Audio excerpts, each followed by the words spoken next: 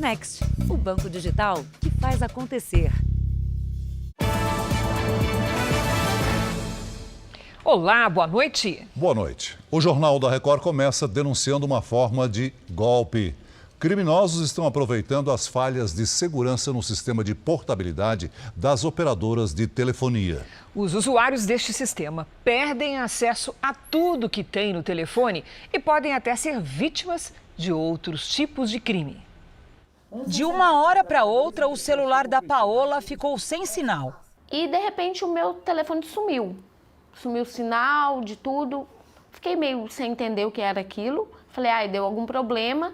Reiniciei, nada. Tirei o chip, nada. A empresária foi atrás de uma explicação e na loja descobriu que o número dela havia sido transferido para outra operadora. O funcionário disse que no sistema tinha um pedido de portabilidade da linha dela, feita pelo site da empresa. Falei, quem pediu? Me mostra aí o documento, a minha assinatura. Não, isso é feito digital, qualquer um pode fazer. Oi? O cara que trabalha na operadora me falar que qualquer um pode fazer, isso é um absurdo. O que aconteceu foi que um golpista conseguiu ter o controle das mensagens e de todas as redes sociais da Paola e anunciou a venda de produtos que não existiam. Seguidores e amigos acreditaram e perderam dinheiro. A Larissa é amiga da Paola, percebeu que algo estava errado e mandou uma mensagem para a empresária. Quem recebeu foi o criminoso, que na mesma hora também pediu a portabilidade da conta dela. Minutos depois, foi a vez da bailarina perder a linha telefônica. Eu fico indignada que como a gente, que é dono da nossa conta, está ali presente com o nosso documento em mãos, não consegue fazer nada. E eles que estão ali virtual conseguem fazer tudo. A bailarina ainda não conseguiu recuperar as redes sociais e o e-mail, mas já percebeu que eles estão sendo usados em golpes. Eu estou até agora rendida por eles, porque eu não consigo nem ter acesso.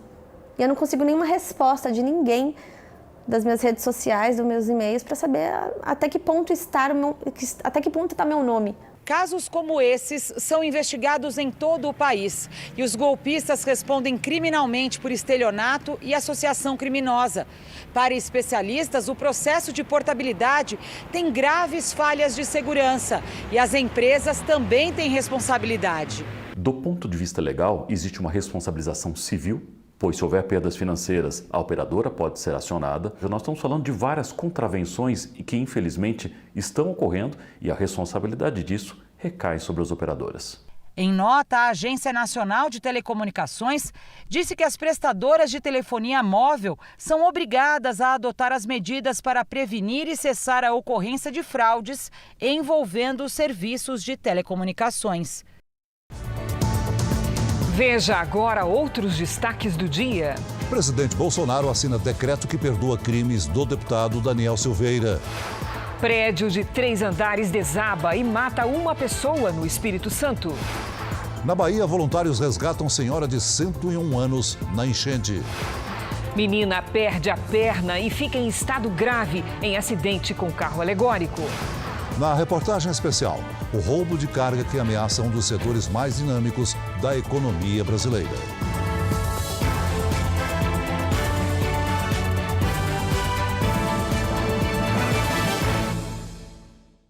Oferecimento Bradesco Prime. Conecta você aos seus investimentos.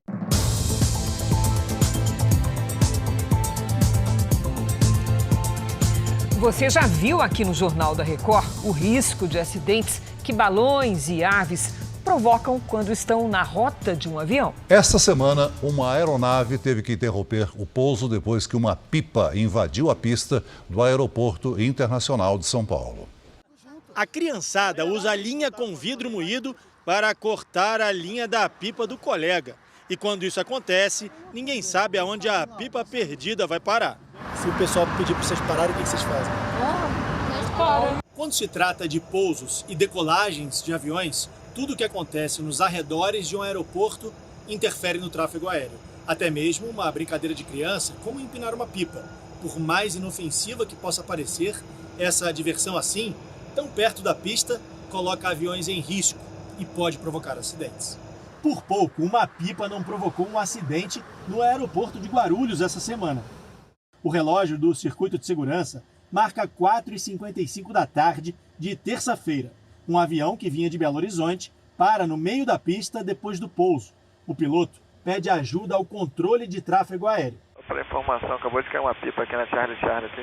Ela está na pista ou ela está na taxiway? Está na lateral aqui, próxima às luzes, na taxiway. Vou pedir para retirarem a pipa agora. O piloto reforça a preocupação com um objeto na área. O rabo da pipa ficou em cima da taxiway. Se a gente passar com o motor ali, vai ser sugado, entendeu? A torre de controle também orienta uma outra aeronave a arremeter, ou seja, a interromper a aterrissagem e voltar a subir. Eu já tomei providência, o Emirates já está arremetendo. Agora repare na imagem. Outra pipa perdida aparece no vídeo no momento em que o avião arremete. Outras aeronaves também precisam arremeter. A viatura ela já está prosseguindo na sua lateral para retirar a pipa daí. Arremeto, controle São Paulo. E foi só liberarem a pista para outra pipa perdida voltar a aparecer. Durval já teve a aeronave atingida por uma pipa, mas acredita que as aves são ainda mais perigosas. Principalmente nas operações de decolagem, o dano no motor é muito grande, né? A criança que está empilhando uma pipa, ela não tem noção do problema que ela pode ocasionar, né? Em relação à segurança de voo, eu não diria que uma pipa vai oferecer segurança de voo, mas prejuízos materiais e financeiros, com certeza, essas empresas terão com isso. Em São Paulo, apesar da prefeitura ter pedido bom senso, vários blocos de carnaval foram para as ruas. A moto passou na frente do bloco porque o trânsito não foi interditado para o desfile. Mas aos poucos as pessoas tomaram as ruas da Vila Madalena, zona oeste da capital paulista, e impediram a circulação de veículos. Os foliões dividiram as ruas com camelôs que vendiam bebidas alcoólicas e com carros de som. No bairro vizinho, em Perdizes, também dezenas de pessoas foram para as ruas. A Prefeitura de São Paulo já havia dito que não teria tempo para organizar a festa de rua neste feriado. Por isso, a administração municipal não se comprometeu a oferecer a infraestrutura necessária para os desfiles, como sinalização de trânsito e limpeza. Para mim não é o momento, porque tá muita gente sem máscara, né? Então eles estão aí, eu acho que devia esperar um pouquinho, né? E a gente que é morador, que eu moro aqui do lado da praça, acaba sendo vulnerável aos ladrões por conta de falta de segurança. Em nota, a Prefeitura de São Paulo informou que nenhum bloco de rua comunicou a intenção de ocupar as vias com desfiles. Mas equipes da limpeza urbana e da CET já foram acionadas. Neste momento, a cidade tem operações pontuais com desvios e monitoramento de trânsito. No Rio de Janeiro, os blocos clandestinos levaram milhares de pessoas para as ruas. O desfile no Sambódromo estava autorizado pela prefeitura, mas a festa de rua estava proibida por causa dos riscos oferecidos pela pandemia. Apesar da proibição dos blocos de rua, policiais militares e guardas municipais não agiram para impedir o desfile dos foliões.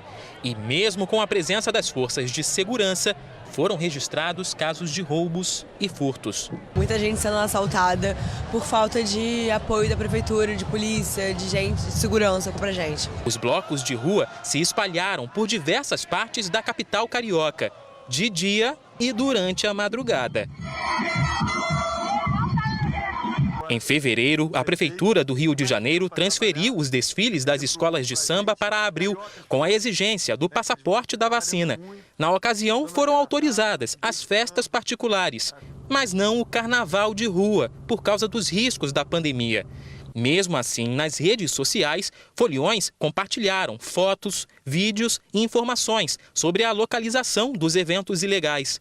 No centro da cidade, cariocas, turistas e ambulantes dividiram espaço com os carros alegóricos, que seguiram para a Marquês de Sapucaí. Mesmo sem a autorização da prefeitura, pelo menos 10 blocos desfilaram hoje no Rio. Sem a autorização, também não houve planejamento. Aqui, por exemplo, não havia banheiros químicos. A gente não tem lugar para fazer xixi, a gente acaba tendo que fazer xixi na rua.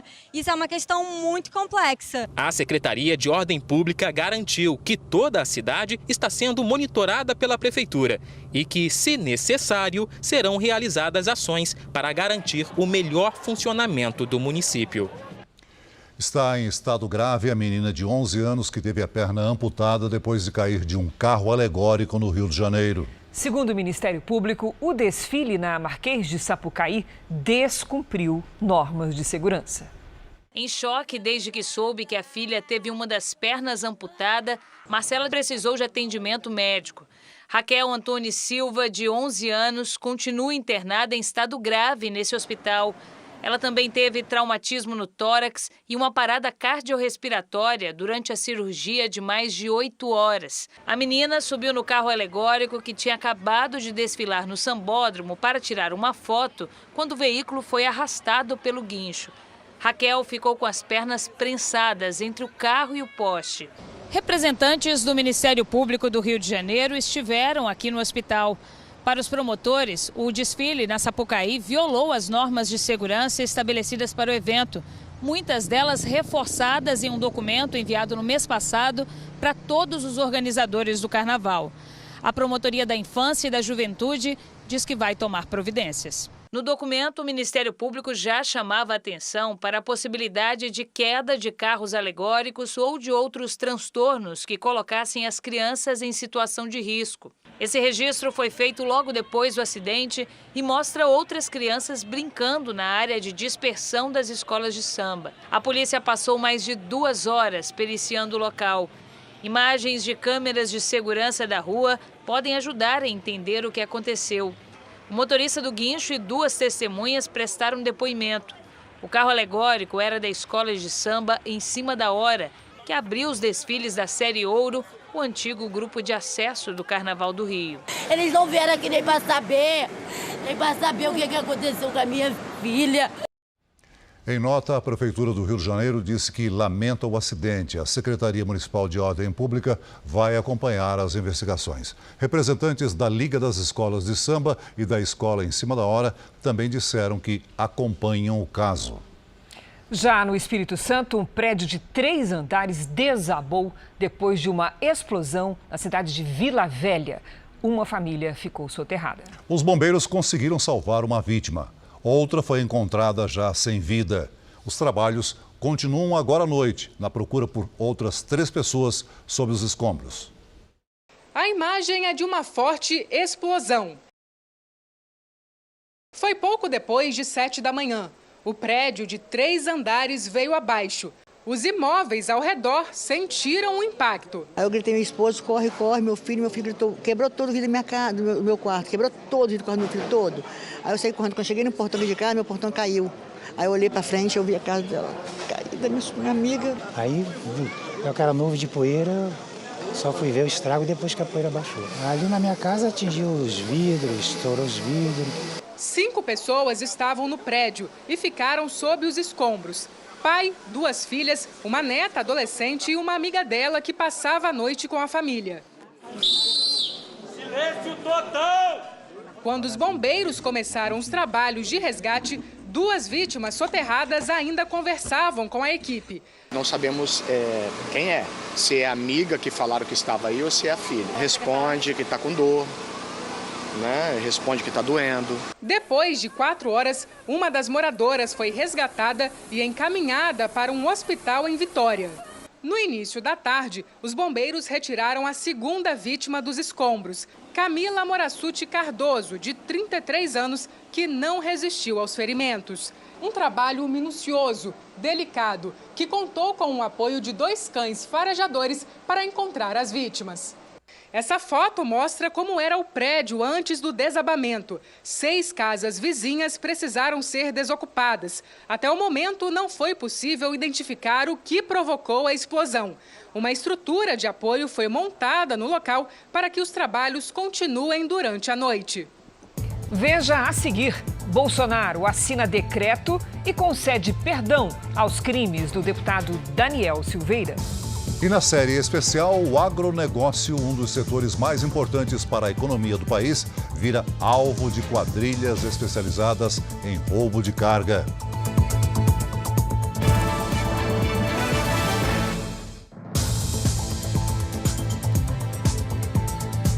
A Rússia afirma ter conquistado a cidade de Mariupol, uma das mais atacadas desde o início da guerra. Mas, em discurso ao parlamento português, o presidente Zelensky, da Ucrânia, disse que as tropas não se renderam e reforçou o pedido de ajuda ao Ocidente. Depois de 15 minutos de fala, Zelensky foi aplaudido de pé.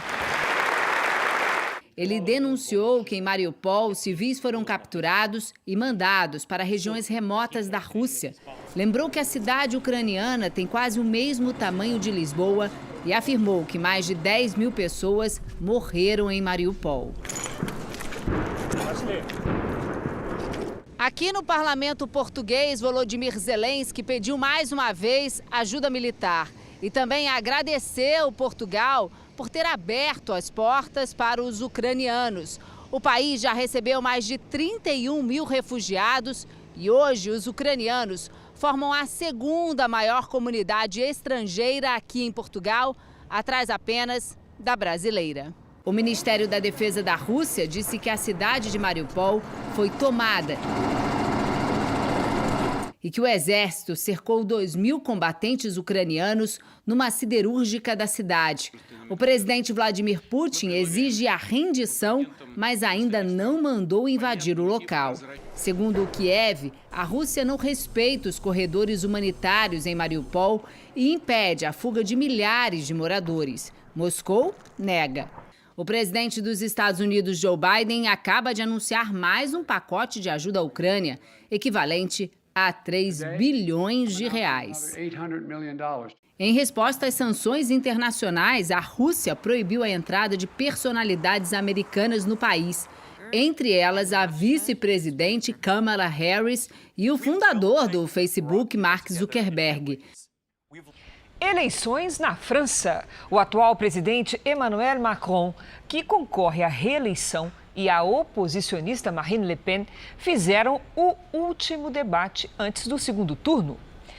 Foi um debate acalorado. Os dois candidatos divergiram em relação à guerra na Ucrânia. Macron acusou o partido de Le Pen de receber financiamento russo.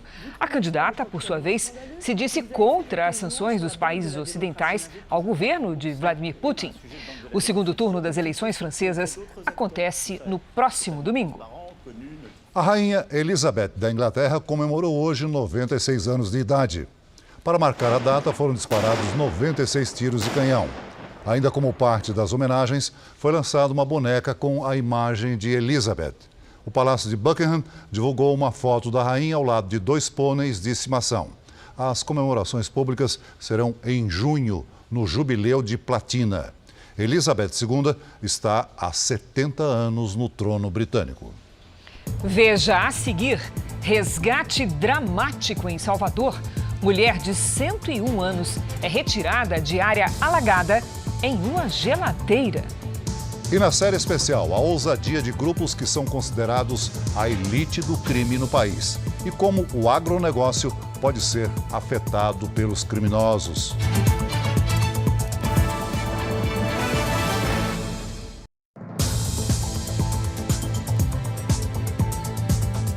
Depois do episódio envolvendo o goleiro Cássio do Corinthians, o jogador Edenilson do Internacional de Porto Alegre foi alvo de uma situação semelhante. Na imagem, um jovem aparece com uma arma na mão intimidando o atleta. Melhor tu se cuidar, nós vamos te pegar. Ô meu, tu joga a bola, Edenilson, nós vamos te pegar, hein, pai, nós vamos te grudar. O vídeo foi enviado a um dos filhos de Edenilson. O jovem que aparece nas imagens é menor de idade. Ele e um amigo que fez a gravação se apresentaram na delegacia de Santana do Livramento, na fronteira oeste do Rio Grande do Sul, cidade onde moram. Disseram que a arma era falsa e que tudo não passava de uma brincadeira. Edenilson replicou o vídeo tapando o rosto do jovem e questionou até quando. Ele informou que vai registrar um boletim de ocorrência. Em nota, o Internacional disse que vai oferecer o suporte necessário ao atleta e à família dele. Há cerca de 2 semanas, o goleiro Cássio do Corinthians também recebeu esse tipo de mensagem de um torcedor. Tinga, que jogou no Grêmio e no Internacional, se preocupa com os episódios recentes. Nunca, nos meus 20 anos de carreira, convivi com isso, né? Nunca tive esse desaforo de alguém ameaçar com mesmo que seja com arma ou sem arma, falar que joga bola ou, né? Acho que isso é um absurdo, né? Se tratando ainda de um grande jogador, o Edenilson, um jogador que nos últimos 3 anos tem sido o melhor jogador do Inter. Para o comentarista do portal R7, Cosme Rimoli, protestos e cobranças por resultado não podem ser confundidos com violência. Enquanto não tiver punição, vai acontecer eternamente, até que uma hora não é ameaça. E, infelizmente, pode acontecer uma coisa grave, a gente está brincando com fogo. Em São Paulo, um motorista embriagado perdeu o controle do carro e invadiu uma casa. Câmeras de segurança mostram que o veículo atravessa a rua, quase atinge um motociclista e invade a garagem de uma casa. Parte do telhado é danificada. Foi coisa de doido. A consequência daquelas imagens impressionantes do carro descendo a ladeira e atravessando aquela valeta está ali, cerca de 20 metros abaixo desse portão destruído. A trajetória interrompida pela parede de uma pequena construção ao lado da casa e o carro capotado. O cara bebe todas, depois fica falando que perdeu o freio. Eu acho mentira. O teste do bafômetro constatou que o motorista estava bêbado. Ele e o amigo que estava no carro não se feriram. O motorista foi levado para uma delegacia e vai responder em liberdade por embriaguez ao volante. A mulher dele discutiu com os policiais, foi detida por desacato e mais tarde liberada. Um estudo do Detran de São Paulo mostra que 42% das mortes no trânsito são causadas por suspeita de embriaguez ao volante. De janeiro de 2019 a julho de 2021, foram registrados 12.470 acidentes e 892 mortes de motoristas suspeitos de estarem alcoolizados. No norte do país, a Polícia Federal realizou uma operação contra uma das principais facções criminosas brasileiras. É uma região estratégica para o tráfico internacional de drogas. Sai, polícia! 200 policiais federais agiram ao mesmo tempo. Vem comigo, vem comigo. O objetivo da Operação Tabuleiro foi conter o avanço do primeiro comando da capital, o PCC, em Roraima. Facções criminosas do Brasil e da Venezuela disputam território no estado da região norte. Escutas telefônicas mostram que as chefias do grupo criminoso estariam preocupadas com a perda de espaço para facções rivais. Eles estão aqui dentro da nossa regional aqui, entendeu, meus irmãos? Eles estão se estruturando, entendeu, mano? Os chefes cobram ações mais violentas. Eu lembro que em 2017, 2018, todo dia morria 1, 2, 3, mano. Tá ligado, mano? Todo dia morria ele matava, mulher agora não faz, mano. Roraima tem uma posição estratégica para os criminosos. Faz fronteira com a Venezuela e a Guiana. É ponto de distribuição de cocaína para outros estados. É uma atuação voltada à prática de crimes violentos no estado. Tanto não só na venda de drogas, o tráfico de drogas, que dessa venda decorre uma sequência de outros delitos, mas também a prática de roubos e até mesmo a atuação de tribunais do crime. Em uma outra operação em setembro do ano passado, os chefes da facção em Roraima foram presos. Mas depois disso, a Polícia Federal identificou que a organização criminosa estava se reestruturando na região. Sem fortes lideranças no estado, passou a contar com o apoio em outras regiões do país. O crime era coordenado à distância. Lucas Oliveira, conhecido como Imortal, foi preso em Uberlândia, Minas Gerais. E Abel Oliveira dos Santos, o Louva-a-Deus, em Campo Grande, Mato Grosso do Sul. É a voz dele nestas gravações. Tem o setor do paiol, que mexe com assalto. Quando você entra para o crime, você tem a ciência. Você entra para fortalecer o comando. Renato Costa Balog, o Zeus, estaria em São Paulo, mas não foi encontrado. Outras 33 pessoas foram presas em 4 cidades de Roraima. Um ônibus levou todos para a cadeia. Deixa, de certa forma, a organização criminosa desnorteada para impedir essa consolidação. As defesas de Lucas Oliveira, Abel Oliveira dos Santos e Renato Costa Balog não foram localizadas pela nossa reportagem.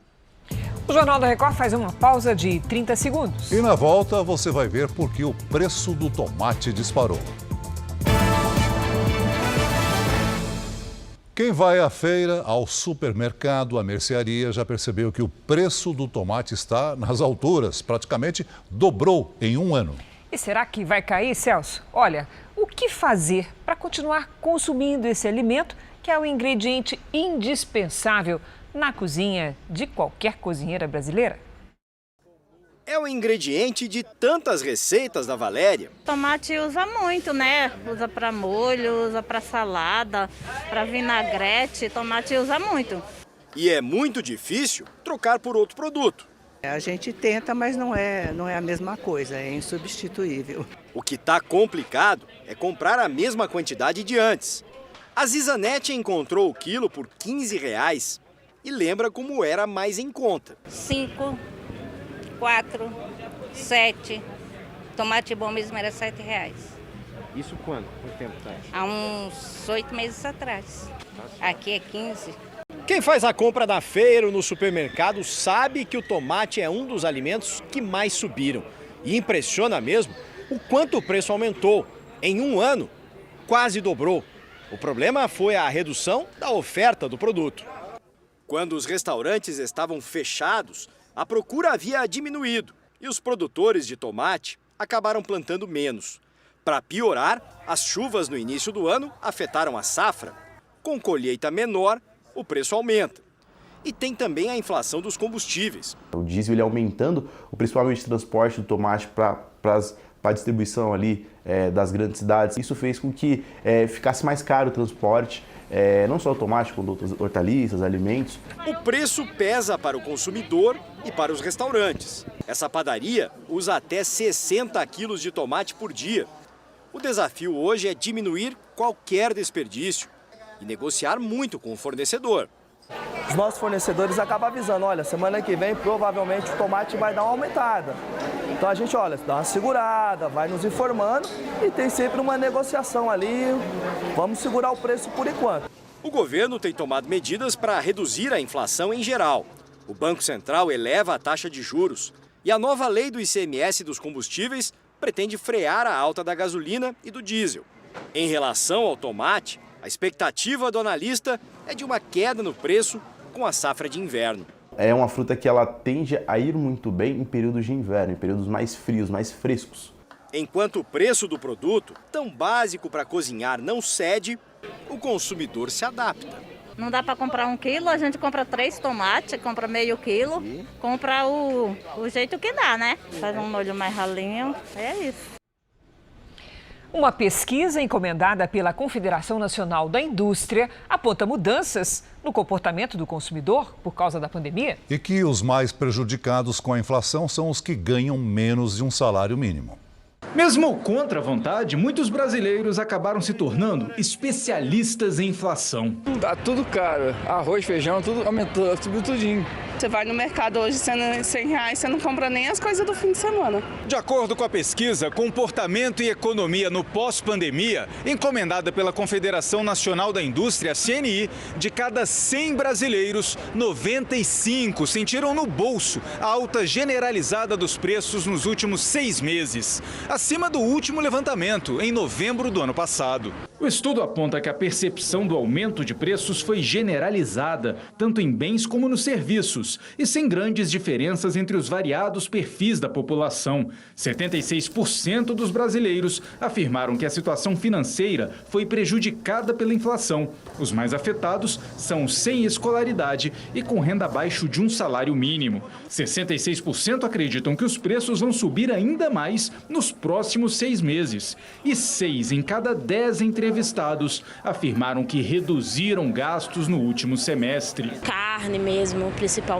essas coisas tive que cortar para caber no orçamento. A pesquisa aponta ainda mudanças no comportamento do consumidor. 24% deixaram de comer fora de casa, 23% deixaram de comprar eletrodomésticos, 16% reduziram o gasto com combustível, enquanto 15% cortaram por completo essa despesa, 14% deixaram de usar o transporte público e 12% eliminaram a conta do celular. Pessoas, na hora de fazer as suas compras, vão ainda precisar fazer algumas opções até que a gente, de fato, comece a ter uma recuperação em salários, na economia como um todo, de uma forma mais forte, e isso comece a se traduzir em uma recuperação da renda das famílias. Na tentativa de reduzir o impacto negativo da inflação na economia, o Banco Central tem subido a taxa básica de juros. A Selic está em 11,75% ao ano, com tendência de alta nos próximos meses. O governo federal adotou iniciativas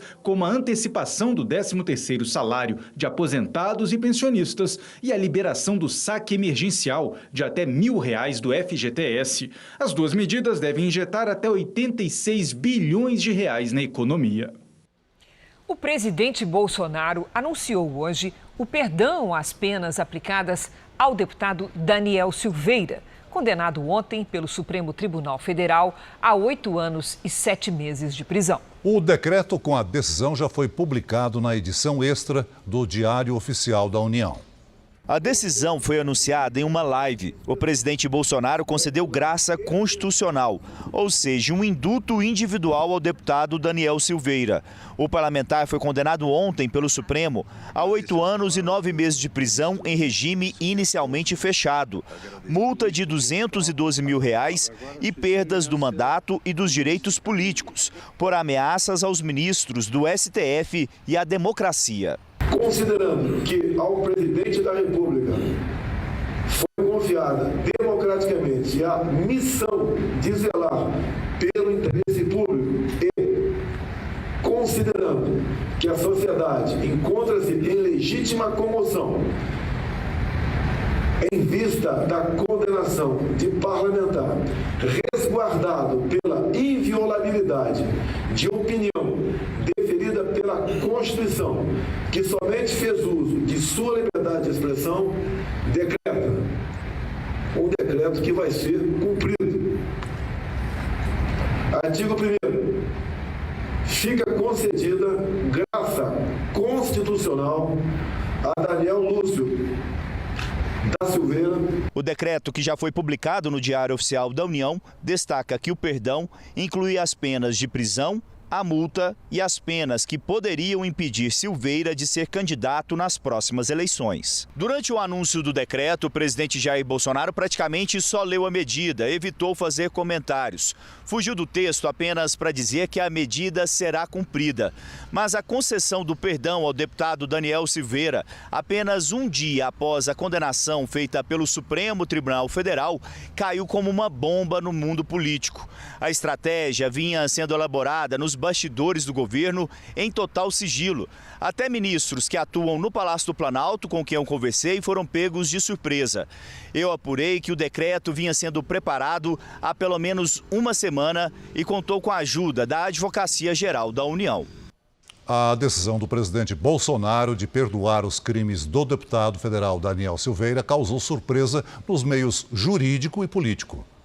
O Supremo Tribunal Federal ainda não se manifestou oficialmente. Os ministros foram pegos de surpresa com a decisão. Reservadamente, ministros com quem eu conversei afirmaram que o perdão concedido é inconstitucional, porque sequer houve o trânsito em julgado. Ou seja, ainda existe recurso e a pena não foi aplicada. Alguns ministros entendem ainda que a decisão do presidente Bolsonaro não afeta a inelegibilidade de Daniel Silveira. Ou seja, ele continuaria sem poder disputar as eleições. No Congresso, a oposição diz que vai recorrer da decisão no STF. Mas os parlamentares da base aliada comemoraram a decisão nas redes sociais. O líder do governo na Câmara dos Deputados, Ricardo Barros, afirmou que a decisão é boa para a democracia e para a harmonia e equilíbrio entre os poderes. Em uma rede social, a ex-ministra Damares Alves disse que a pena aplicada ao deputado Daniel Silveira foi um dos maiores absurdos que já vimos no campo jurídico e uma das maiores ameaças à liberdade de expressão já registrada em nossa história. Imagens mostram que o ex-jogador Rincon estava ao volante no acidente que tirou a sua vida.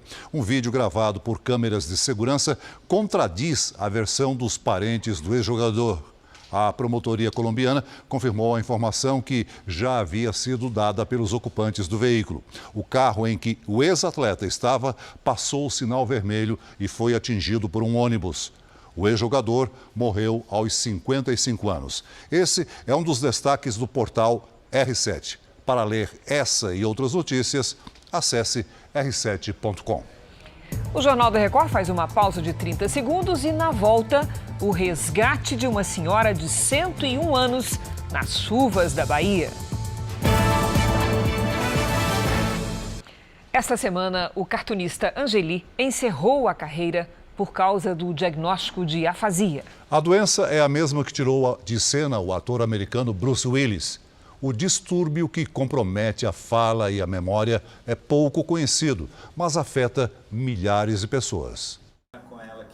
Foi em 2019 que os filhos da dona Ana Maria perceberam que ela andava esquecendo algumas palavras, coisas simples do dia a dia, e que de repente não se comunicava mais. Ela, no meio do diálogo, ela parava, ficava pensando, aí ela lembrava da palavra e prosseguia o diálogo. Ela sabia o significado, mas ela esquecia as palavras.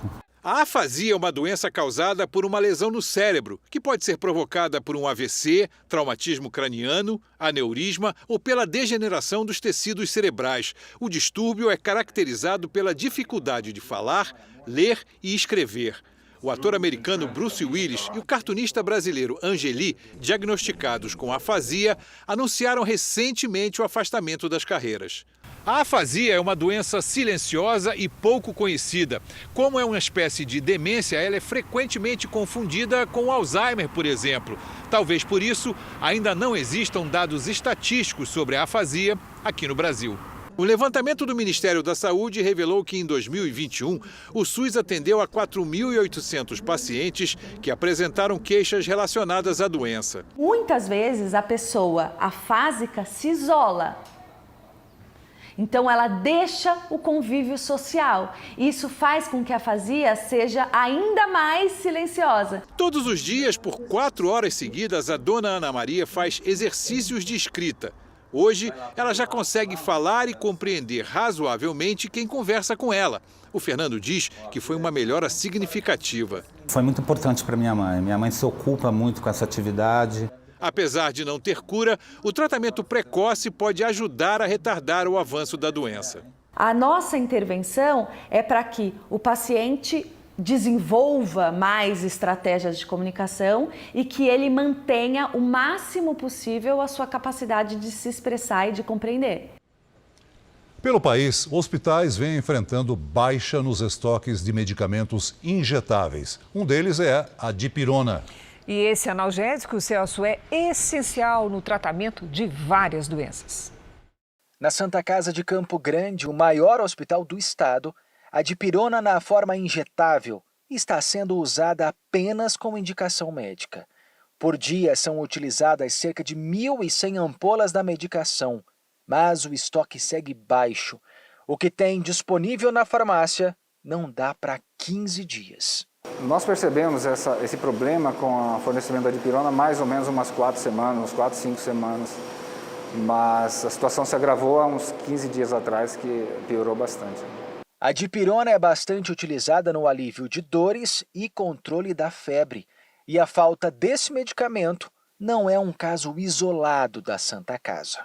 De acordo com o Conselho Nacional que reúne as secretarias de saúde, além de Mato Grosso do Sul, outros 22 estados também enfrentam desabastecimento de medicamentos básicos na forma injetável para uso hospitalar. O Conselho levou o caso ao Ministério da Saúde. A dipirona não é produzida no Brasil. Segundo a Associação Brasileira da Indústria de Insumos Farmacêuticos, o país produz atualmente apenas 5% dos ingredientes necessários para a produção de medicamentos. A dificuldade de importação de insumos foi causada primeiro pela pandemia e depois pela guerra na Ucrânia. Em nota, a Agência Nacional de Vigilância Sanitária disse que até o momento, apenas uma fabricante de dipirona injetável relatou o alto custo e o baixo valor para a venda e informou a suspensão temporária da fabricação e que ainda existem outros 11 registros válidos de medicamentos com dipirona injetável no mercado nacional. Diante das dificuldades na regularização do medicamento, o jeito tem sido substituir a medicação dentro dos hospitais. Você vai ter que substituir por medicamento mais caro, com mais efeitos colaterais. E isso pode levar a uma permanência maior no leito, a eventuais complicações. O manuseio é diferente, né? Então você pode levar mais tempo para o paciente ter um benefício. A chuva na Bahia deixa moradores aflitos. Temporais atingem Salvador há uma semana. Além dos prejuízos, tem o constante medo de deslizamentos em áreas de risco. O solo está encharcado. Nessa comunidade, os moradores deixaram as casas de bote com apoio de salva-vidas. A água subiu rápido e invadiu os imóveis. Hoje, 4 horas da manhã, acordei com a casa toda alagada. Nesse outro ponto, até geladeiras foram usadas no resgate de crianças e idosos. Dona Maria, de 101 anos, e o bisneto escaparam com a ajuda de vizinhos. A inundação levou o pouco que os moradores tinham. Perdi algumas coisas. Sofá, colchão, tudo, quase tudo. Nessa comunidade, o medo é do paredão de terra que ameaça deslizar a qualquer momento. A gente não consegue dormir. Quem é que consegue dormir tendo um perigo ao lado da sua residência? Segundo a Defesa Civil de Salvador, a capital baiana tem pelo menos 1000 pontos de perigo, locais com grande risco de deslizamento. Apesar da diminuição no volume de chuvas nas últimas horas, o alerta está mantido, porque o solo continua muito encharcado. A orientação para quem mora nessas áreas é sair de casa até que técnicos da prefeitura avaliem a situação. 240 pessoas estão abrigadas em 5 escolas preparadas para receber famílias que tiveram de sair de casa. Dona Edinalva veio para cá com 2 filhos pequenos há 3 dias. Eu gostaria de estar aqui, eu gostaria de dar uma entrevista dentro da minha casa. Então, enquanto a chuva não dá trégua nas regiões norte e nordeste, o ar seco aumenta as queimadas no sul do país. Os focos de incêndio cresceram quase 40% no Rio Grande do Sul este ano. Vamos conversar com a Lidiane Sayuri. Boa noite, Lid. Se a gente pudesse transferir um pouco de chuva da Bahia lá para o Rio Grande do Sul, né? Verdade, seria a solução, viu, Cris? Tem possibilidades de redução dessa situação de seca lá na região sul? A gente tem uma chuva momentânea, viu? Boa noite para você, para o Celso, para quem nos acompanha. Uma frente fria provoca chuva até sábado, mas só para aliviar mesmo, já que o período mais seco do ano começa agora. O Rio Grande do Sul registrou este ano 386 focos de queimadas. No mesmo período do ano passado, eram 284. Na sexta-feira, a situação começa a melhorar no sul do país. Mas o ar seco aumenta a chance de incêndios de Mato Grosso do Sul, passando por Mato Grosso, norte de Minas Gerais e Bahia. No fim do dia, a frente fria se aproxima do sudeste e pode provocar chuva fraca em São Paulo. Entre o norte e o nordeste, temporais com chance de novos transtornos na Bahia. Nesta sexta-feira, faz até 27 graus em Porto Alegre. 30 é a máxima prevista para o Rio de Janeiro. 29 em Brasília, 31 no Recife e até 33 em Rio Branco. Na capital paulista, destaque para o calor e o tempo seco até segunda-feira. Nesta sexta, as nuvens aumentam e pode chover fraco em alguns pontinhos da cidade. Máxima de 29 graus. De sábado em diante, aquele sol ardido, sem nada de chuva. Chegamos ao tempo delivery para o Carlos de Conservatório no Rio de Janeiro, Lidy. Vamos lá, cadê o Celso? Cadê o Carlos aqui na tela? Bom, aí, Carlos, alô, Carlos, olha, por causa do calor de 28 graus, tem chance de chuva rápida nesta sexta-feira à tarde. No fim de semana, o calor continua e se chover, vai ser só no finzinho do domingo. Agora é a vez da Jude, de Canoas, no Rio Grande do Sul. Olha a Jude aqui na nossa tela. Jude, seguinte, tem risco de temporais na cidade de Canoas até sábado. A partir de domingo, o tempo fica firme com noites e madrugadas frias. Máximas de 27, 21 e de 26 graus. Participe você também do Tempo Delivery pelas redes sociais. Mande uma mensagem com a hashtag você no JR. Boa noite, gente. Até amanhã, Lidy. Boa noite, Lidy. O ministro da Economia, Paulo Guedes, se reuniu com o ministro das Finanças do Reino Unido em Washington, na capital dos Estados Unidos. O ministro britânico parabenizou o Brasil pelo avanço no processo de adesão à OCDE, a Organização para a Cooperação e Desenvolvimento Econômico, grupo que reúne as principais economias do mundo. Mais cedo, Paulo Guedes esteve numa reunião num banco com investidores internacionais interessados em oportunidades no Brasil. O ministro destacou resultados fiscais e comerciais recentes do país. E agora há pouco, Paulo Guedes falou à imprensa. Ele disse na coletiva que o Brasil está sendo visto de forma diferente pelo mundo por causa das reformas administrativas que estão sendo feitas.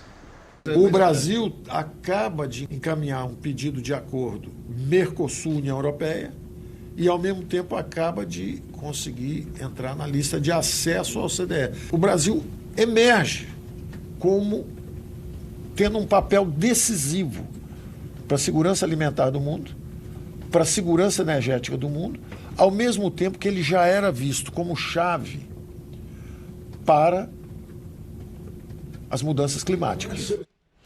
A sonda espacial enviada a Marte pela NASA registrou imagens de um eclipse no planeta vermelho. A maior lua de Marte bloqueou parcialmente o Sol por pouco mais de 40 segundos. Foi a primeira imagem deste tipo registrada pelo veículo espacial, que está em Marte há mais de 400 dias. O Jornal da Record faz uma pausa de 30 segundos. E na sequência você vai ver as quadrilhas que aliciam caminhoneiros para roubar cargas do agronegócio. Fertilizantes, defensivos agrícolas, carregamentos de soja, as quadrilhas de roubo de carga estão de olho em um dos setores mais desenvolvidos da nossa economia, o agronegócio. E para conseguir levar esse tipo de produto, os criminosos tentam aliciar os caminhoneiros. É o que você vê hoje na série especial.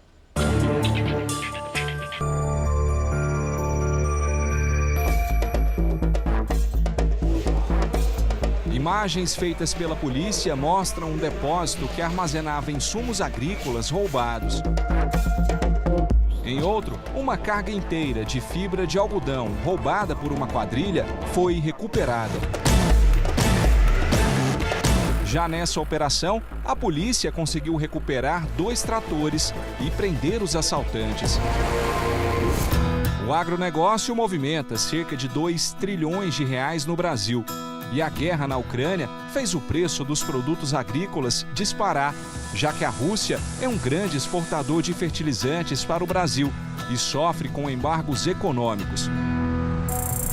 Por aqui, produtos mais caros estão despertando a cobiça de quadrilhas especializadas que roubam e revendem essas cargas. Esses crimes eles são praticados exatamente porque existe uma demanda, uma procura, né? E nós sabemos também que, ultimamente, o preço foi muito elevado por ocasião de várias coisas, os insumos, a guerra. Desde agosto do ano passado, a Polícia Rodoviária Federal passou a contabilizar os roubos de cargas de produtos agrícolas nas rodovias federais, como defensivos, maquinários e animais. Até o fim de 2021, foram 457 ocorrências. Este produtor de soja, que prefere não ser identificado, foi uma das vítimas. O caminhão carregado com grão foi levado por criminosos no estado de Goiás. Soja não tem marcação, você pode misturar no fio dos outros e aí você fica sem, né? Uma carga avaliada em cerca de R$100 mil. Se a gente tivesse perdido essa carga aí, a gente ia sair negativo nessa safra agora, né? Por sorte, a polícia conseguiu localizar o caminhão roubado. Acabou localizou o produto, a gente pegou ele de volta, né? E graças a Deus, né? Porque ele não era segurado e aí a gente estava com medo de ficar sem. Para Ricardo Monteiro, da Associação de Gerenciadoras de Risco de Transporte de Carga, é fundamental combinar esforços para evitar os roubos. E o motorista é uma parte essencial dessa estratégia. Melhorar e aperfeiçoar as tecnologias, né? Procurar atuar com processos mais rígidos, né? E com a seleção e qualificação de pessoas mais adequadas para esse tipo de transporte. Nos últimos anos, as quadrilhas especializadas no roubo de cargas mudaram a forma de agir e passaram a aliciar os motoristas. De 100 ocorrências, 80 a 85 delas existe a participação direta do motorista, que noticia falsamente ter sido roubado, quando na verdade ele foi cooptado durante a sua viagem e acabou entregando essa carga. O aliciamento pode acontecer de várias formas, nos pontos de parada, mas principalmente pelo celular. Da mesma forma que existem aplicativos para transporte de passageiros nas cidades, também existem aqueles que foram desenvolvidos para o transporte de cargas. As quadrilhas ficam infiltradas nesses aplicativos. monitorando potenciais motoristas para serem aliciados e mercadorias para serem roubadas. O grande vilão das subtrações de carga são esses aplicativos. De olho nessas quadrilhas, em Goiás, as polícias civil, militar e rodoviária fazem juntas uma força-tarefa para identificar esses criminosos. Em 5 anos, cerca de 300 pessoas foram presas. O Jornal da Record acompanhou uma operação conjunta entre as polícias. Os alvos foram propriedades de um dos maiores intermediários de cargas roubadas do Brasil. Um senhor de 70 anos de idade, que já participa desse esquema há muito tempo, a DECAR, só a Polícia Civil, em âmbito dessa força-tarefa, já o prendeu 5 vezes. Essa é a 6ª operação em que fazemos, em que há a participação dele. Enquanto a polícia investe contra as quadrilhas, os empresários investem em treinamento dos motoristas para evitar que eles caiam nas garras dos criminosos. Alerta os motoristas porque tem que ter um pulso firme, vamos dizer assim, tem que preservar a família deles. Às vezes achar que vão ganhar ali, vão resolver, ou vão entrar num buraco sem fundo. E agora uma última notícia. Os bombeiros encontraram uma segunda vítima fatal no desabamento do prédio em Vila Velha, no Espírito Santo. O corpo de uma adolescente de 16 anos foi retirado dos escombros. O Jornal da Record termina aqui. Outras informações na nossa edição da 00:30. Fique agora com a série Reis. E amanhã, imperdível, um episódio especial, A Grande Batalha. Eu espero você amanhã. Até lá. Boa noite e até amanhã.